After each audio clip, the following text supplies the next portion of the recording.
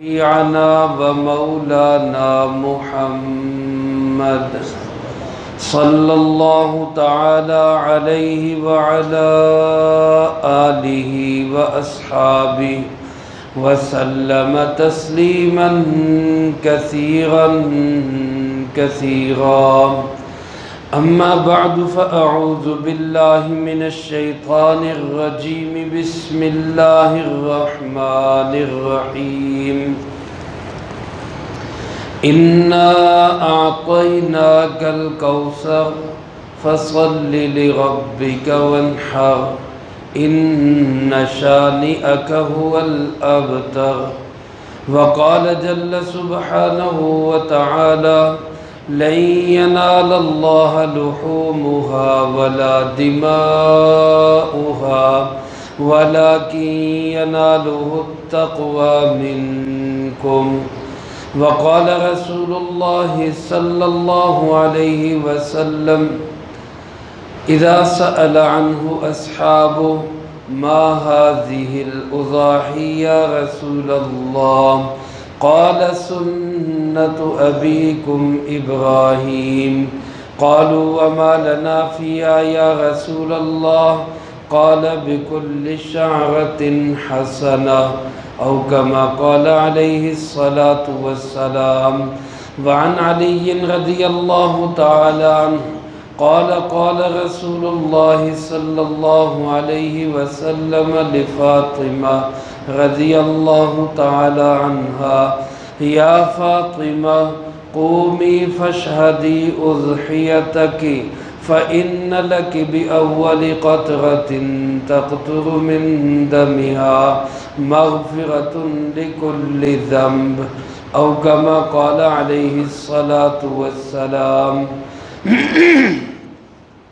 صدق الله مولانا العظيم وصدق رسوله النبي الكريم، ونحن على ذلك لمن الشاهدين والشاكرين، والحمد لله رب العالمين.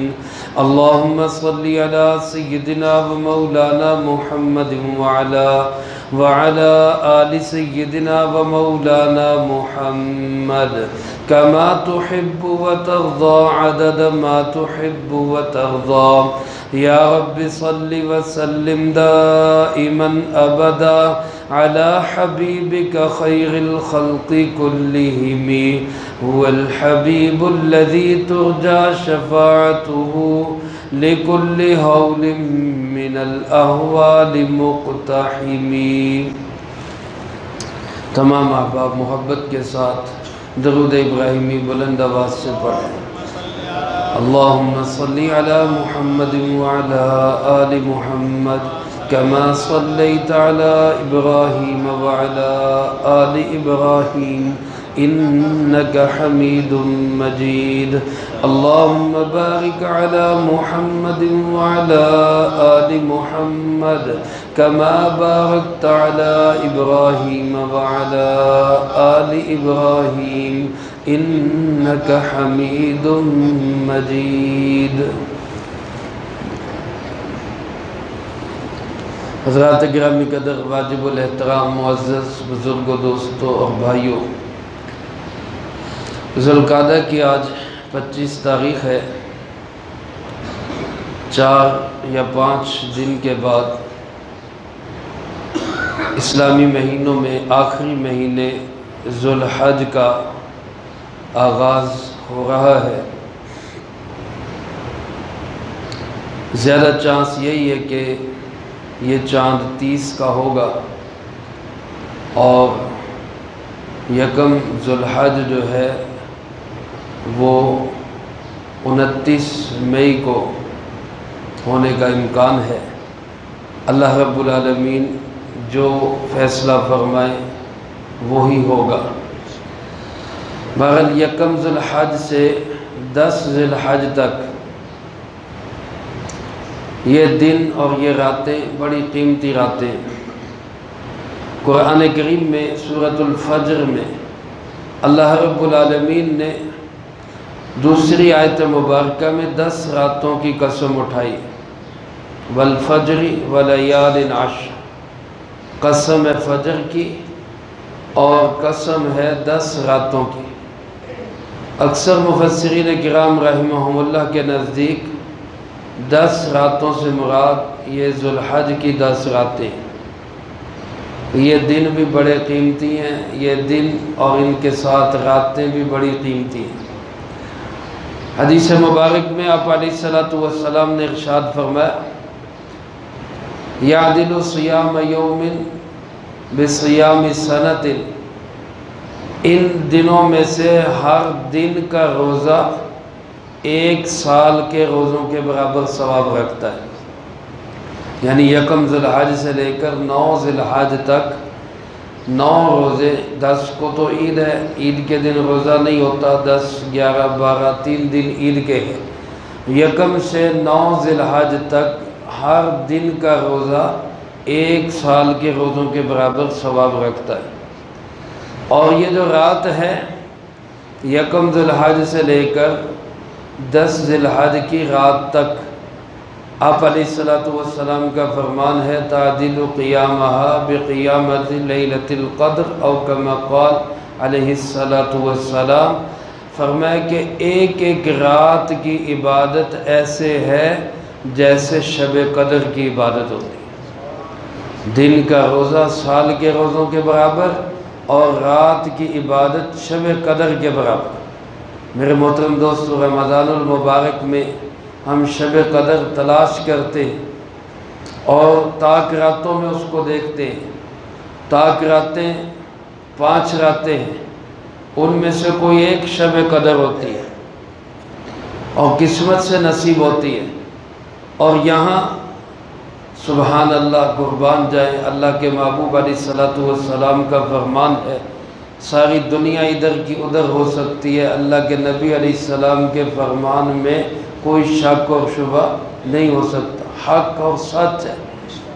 اللہ کے محبوب علیہ السلام نے فرمایا ہر رات عبادت کے لحاظ سے ایسے ہے جیسے شب قدر ہے۔ تو یہ آنے والے جو 10 دن اور 10 راتیں ہیں، ہم ابھی سے ان کے لیے اپنے آپ کو تیار کریں۔ جیسے کسی کام کا سیزن ہوتا ہے تو لوگ پہلے سے تیاری کرتے ہیں۔ اب مثال کے طور پہ قربانی کے جانوروں کا سیزن ہوتا ہے، خرید و فروخت کا، تو کب سے لوگ اس کی تیاری کر رہے ہیں، جانوروں کو پال رہے ہیں، سنبھال رہے ہیں، اور جنہوں نے خریدنے ہیں وہ پہلے سے خریداریاں کر رہے ہیں تاکہ ہم آگے بیچ کے اپنا نفع کمائیں، اس کے لیے پیسے اکٹھے کر رہے ہیں، انتظام کر رہے ہیں۔ یعنی اپنا دنیاوی سیزن لگانے کے لیے ہم کتنا پہلے سے تیاری کر لیتے ہیں۔ رمضان المبارک آتا ہے، چھوٹی عید کا موقع آتا ہے، دکاندار 1 مہینہ پہلے سے ہی ادھار پکڑو، ادھر سے پیسے لو، مال جمع کرو، سٹاک کرو تاکہ عید پہ ہمارا سیزن اچھا لگے۔ کرتے ہیں تیاری نہیں کرتے؟ تو میرے محترم دوستو، یہ 10 راتیں 9 دن بڑے قیمتی دن، بڑی قیمتی راتیں، اب ان کا روزہ، ان کی عبادت، اس کے لیے ہم ابھی سے اپنے آپ کو تیار کریں کہ میں نے اپنے سارے کام جو ان دنوں میں ہوتے ہیں وہ میں نے ان سے پہلے نمٹا لینے ہیں، اور ان دنوں کے اندر دن کو بھی اللہ کی عبادت میں، روزے میں مشغول رہنا ہے، اور رات کو بھی اللہ کی عبادت میں مشغول رہنا ہے۔ سارے دوست نیت کرتے ہیں نا انشاءاللہ۔ اور دوسری بات میرے دوستو، رات کو لمبی چوڑی عبادت نہ ہو سکے تو اس کا بھی بڑا آسان حل اللہ کے محبوب علیہ السلام نے ہمیں دیا، بڑی شفقت والا، بڑی محبت والا اور بڑا مختصر۔ حضرت سیدنا عثمان ابن عفان رضی اللہ تعالیٰ عنہ کی روایت ہے، اللہ کے محبوب علیہ السلام نے فرمایا، جس کا مفہوم یوں ہے کہ جو عشاء کی نماز جماعت کے ساتھ پڑھے اور پھر فجر کی نماز جماعت کے ساتھ پڑھے، گویا درمیانی حصے میں کوئی گناہ کا کام نہ کرے، تو اللہ پاک اس کو ایسے اجر و ثواب عطا فرماتے ہیں جیسے ساری رات اس نے عبادت کی۔ اب اتنا سا کام ہم کر لیں، ان دنوں کے اندر کم سے کم ان راتوں میں عشاء کی نماز بھی جماعت سے پڑھیں، فجر کی نماز بھی جماعت سے پڑھیں، اور درمیان میں گناہ کے کاموں سے بچ جائیں، تو لمبی چوڑی عبادت نہیں بھی کریں گے، اللہ پاک ساری رات عبادت کا ثواب عطا فرمائیں گے۔ کتنی بڑی اللہ کی عنایات ہیں، پھر بھی ہم اس کو لینے والے نہ بنے تو ہمارا ہی قصور ہے، کسی اور کا کیا قصور ہے۔ اللہ پاک ہم سب کو ہمت اور توفیق نصیب فرمائے۔ دوسرا، ان دنوں کے اندر جو سب سے بڑا عمل ہے وہ قربانی کا عمل ہے۔ قربانی ایک بہت بڑا عمل ہے، اور اس کا اصل آغاز تو حضرت سیدنا آدم علیہ السلام کے زمانے سے ہی ہو گیا تھا۔ آپ کے دو بیٹے تھے، حابیل اور قابیل، ان میں جھگڑا ہوا، تو اس جھگڑے کے نتیجے میں اللہ پاک نے فیصلہ یوں کیا کہ آدم علیہ السلام کے ذریعے کہ ان دونوں سے کہیں کوئی قربانی پیش کریں،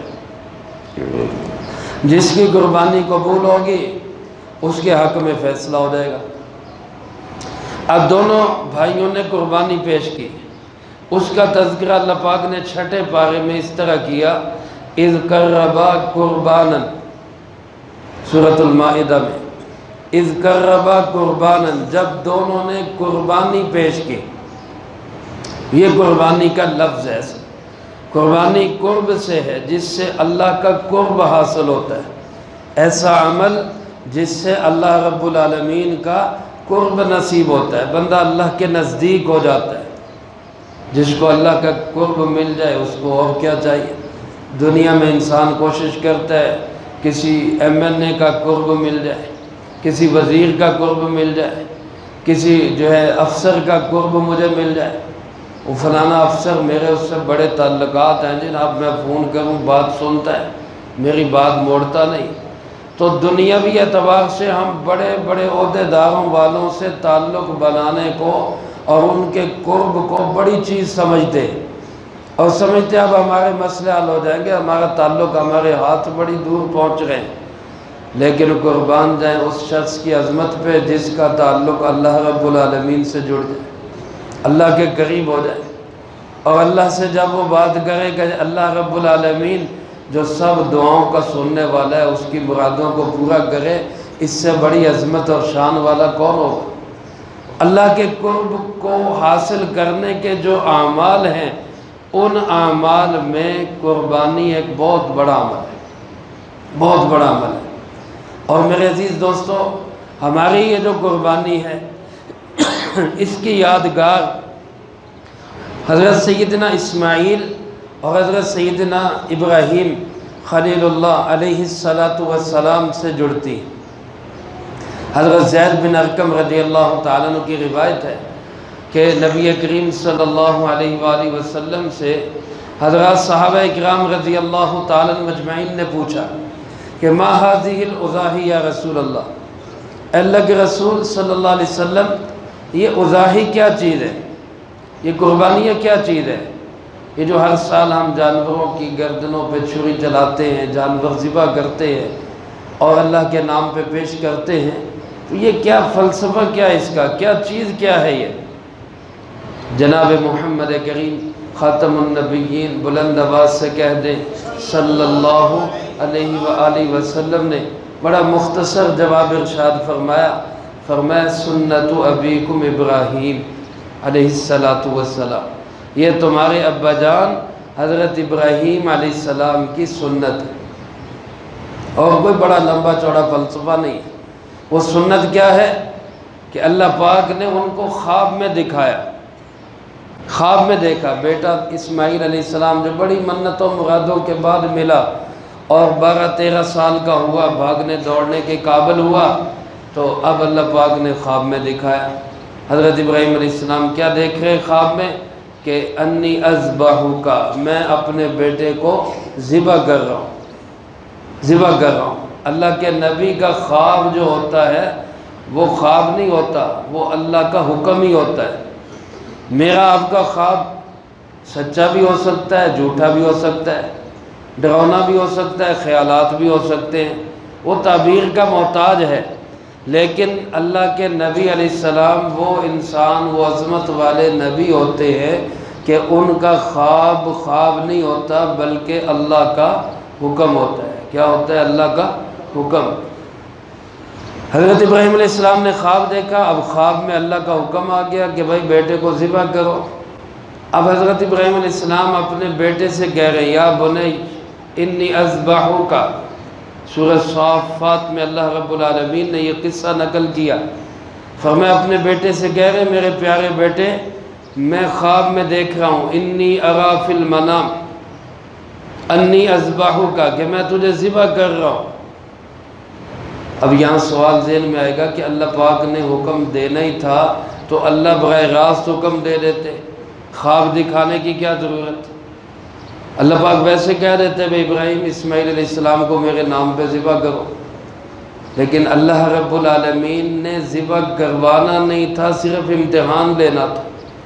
ڈائریکٹ حکم آ جاتا تو اتنا امتحان نہ ہوتا، خواب میں دکھایا کہ اب خواب کی بات کو خواب سمجھتا ہے یا حکم سمجھتا ہے، تاکہ امتحان پورا ہو جائے۔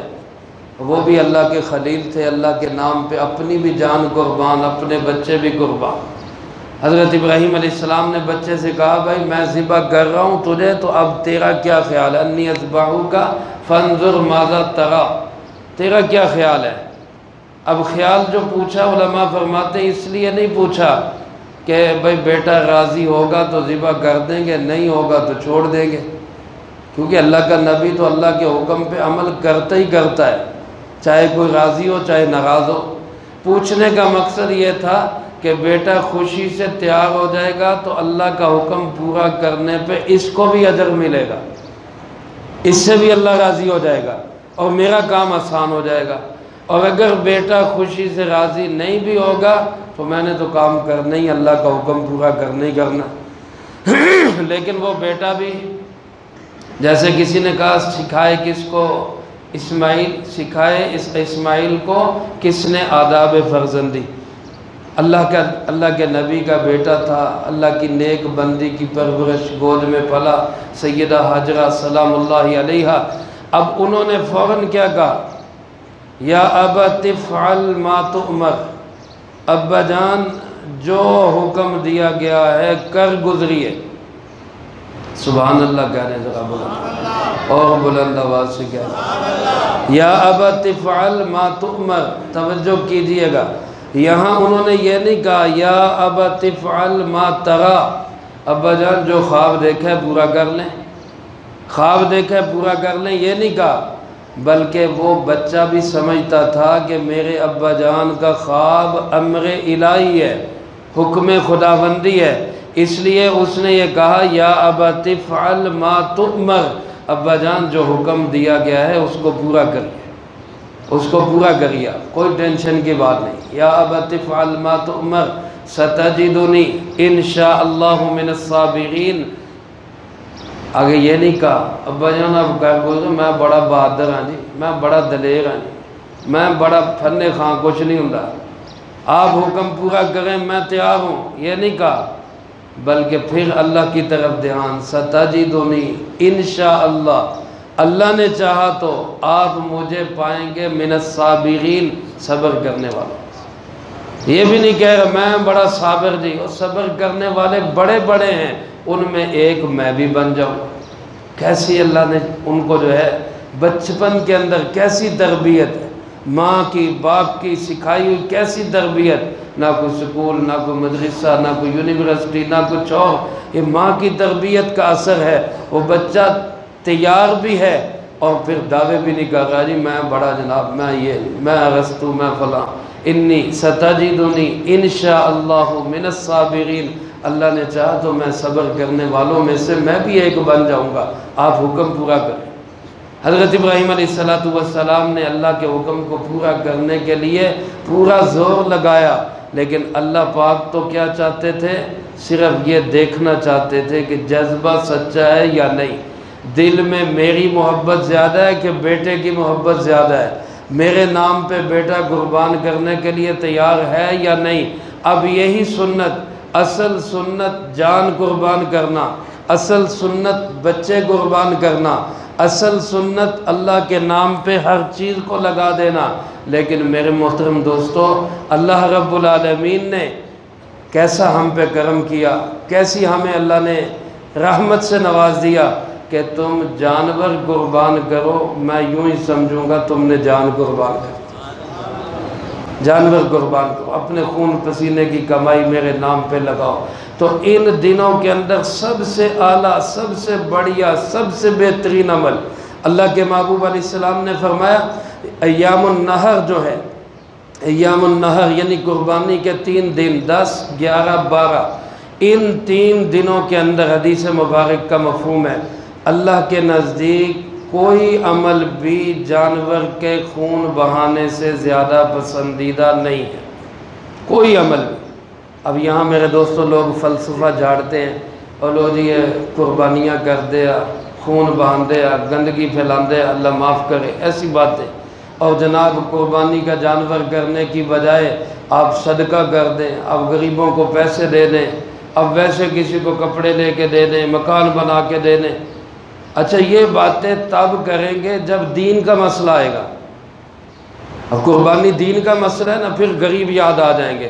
اور جب اپنا محل بنانا ہوگا پھر نہیں کہیں گے کہ یار میں جو 4 کروڑ کی کوٹھی بنا رہا ہوں میں 2 کی بنا لیتا ہوں، 2 کے میں لوگوں کو بنگلے لے لیتا ہوں، ان کو میں مکان بنا دیتا ہوں۔ یعنی دین کا مسئلہ آئے گا پھر یاد آئے گا غریب بھی۔ اور جب عمرے پہ پیسے نہ لگائیں جی، حج پہ پیسے نہ لگائیں جی، غریبوں پہ لگائیں جی، قربانی پہ نہ لگائیں جی، غریبوں پہ لگائیں جی، اور اپنا موبائل 3 لاکھ دا رکھے ادو نہیں آتا بھی میں سستا موبائل رکھ کے لوگوں کو خرچ کر۔ تو ایسے کسی بھی فلسفے پہ دھیان نہ دیں۔ اللہ کے محبوب علیہ السلام نے جب خون بہانے کا ذکر کر دیا، احراق دم، خون بہانے سے زیادہ کوئی عمل پسندیدہ نہیں، تو اب وہاں کسی کو وہاں چون چرا کی کوئی گنجائش رہ جاتی؟ اپنی عقلی فلسفے دوڑانے کی کوئی گنجائش رہ جاتی؟ تو سب سے زیادہ پسندیدہ عمل عید کے دنوں میں جانور کی قربانی کرنا ہے۔ لہٰذا میں آپ سب نیت کریں کہ انشاءاللہ ہم اپنی ہمت سے بڑھ کے قربانی کریں گے انشاءاللہ۔ جن کو اللہ نے توفیق دی ہے، جن پہ واجب ہے، وہ تو لازمی کریں، اس کے بغیر وہ گناہگار ہوں گے۔ بلکہ اتنا سخت الفاظ ہیں اللہ کے محبوب علیہ السلام نے فرمایا، من وجد ساعتا لئن یضحی فلم یضحی فلا یحضر مصلانا۔ جس شخص کے اندر وسعت ہو، قربانی کر سکتا ہو، گنجائش ہو اس کے پاس قربانی کرنے کی، اور وہ پھر بھی قربانی نہیں کرتا، اللہ کے محبوب علیہ السلام اتنے سخت ناراض ہیں، فرمایا میرے پیچھے عید پڑھنے کے لیے بھی نہ آئے، فلا یحضر مصلانا، وہ ہماری عیدگاہ میں بھی نہ آئے، اتنے سخت ناراضگی کا اظہار فرما۔ تو ہم جو ہے نا وہ پوچھتے ہیں جی میرے تے واجب ہے کہ نہیں ہے۔